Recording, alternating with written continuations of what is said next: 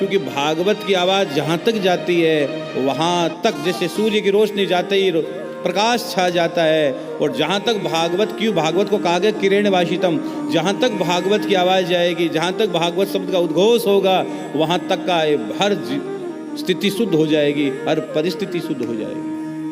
कीट पतंग भी कथा सुनने को तैयार बेटी। अगर भागवत चल रही है और कोई कीट पतंग भी कथा सुन रही है तो उसकी भी मुक्ति होती है, उसकी भी मुक्ति होती है। आप अपने परिवार के रिश्तेदारों को, सगे संबंधियों को, बहन बेटियों को, सबको फोन कर दो, चाचा चाची, ताऊ ताई, दादा दादी, नाना नानी, बुआ जी, फूफा जी, अरे भाई संस्कार टीवी चला लो या मनुश्री महाराज रत्न वाले यूट्यूब चैनल चला लो और कथा श्रवण करो भागवत की। ये वैशाख का महीना है, इस वैशाख के महीने में किया गया पुण्य, किया गया सत्कर्म अक्षय हो जाता है, क्योंकि अभी इसी महीने में अक्षय तृतीया आती है। अक्षय तृतीया आती है, अक्षय तृतीया का बहुत बड़ा फल है, बहुत बड़ा फल है। और कल है अमावस्या, कल अमावस्या। अमावस्या का भी अद्भुत एक शाम काज का प्रयोग भी बताऊंगा, और कल अमावस्या की धोखा हमें कैसे देने की कोशिश करेंगे वो बताएंगे, और कल तर्पण हमें कैसे करना अपने पितरों का वो भी हम जरूर जरूर जरूर बताएंगे। तर्पण, अर्पण और समर्पण, भारत की संस्कृति तर्पण की संस्कृति है, अर्पण की संस्कृति है, और अपने आप को गोविंद में समर्पण कर देने की संस्कृति है। हम भारत में हैं। उसके बाद भागवत जी में लिखा है कि भागवत कथा किस किस को सुननी चाहिए, यहां कथा का जिक्र आता है।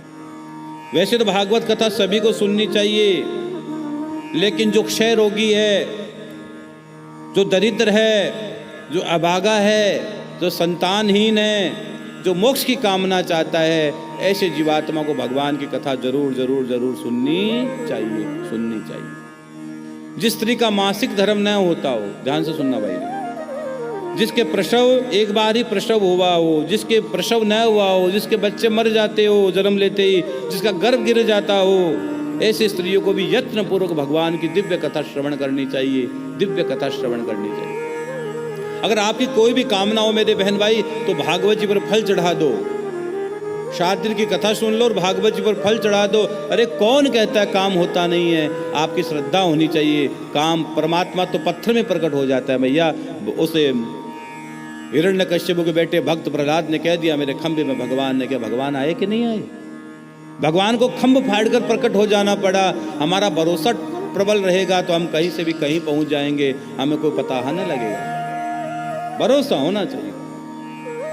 हाँ भाई, तो ये कथा, और कथा को विवाह से बड़ा उत्सव बताया गया है।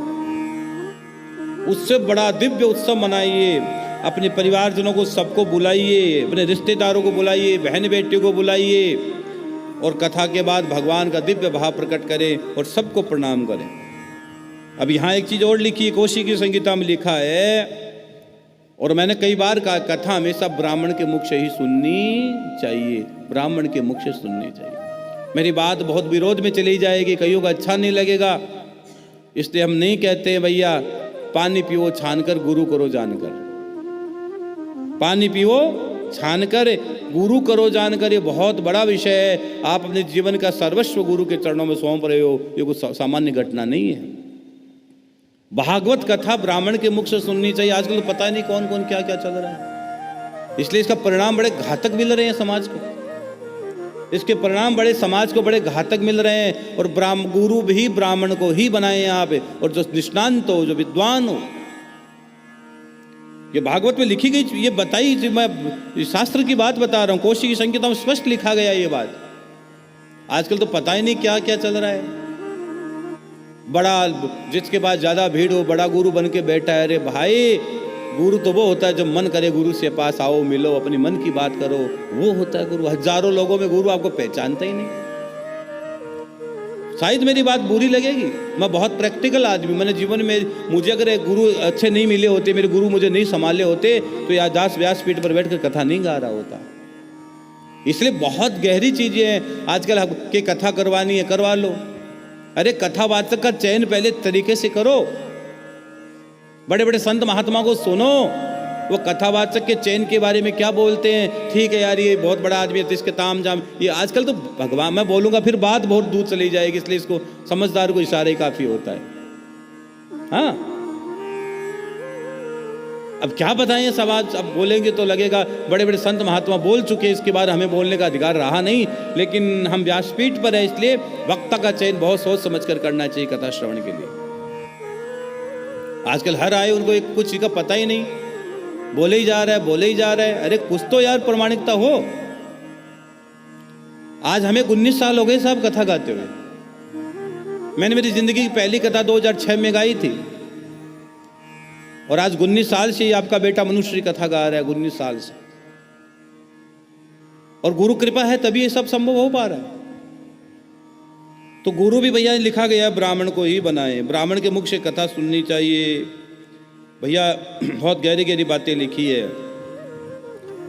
और कथा में के बारे में बताया गया है कि श्रोता 3 प्रकार के होते हैं। एक तो कथा में अगर सो जाते हैं, सोना मत, जागना बहुत सोली है। एक तो होते सोता, एक होते श्रोता, और एक होते सरोता, जो कथा न तो खुद सुनता न दूसरे को सुनने देता है। जैसे वो सरोता किस काम को आता है?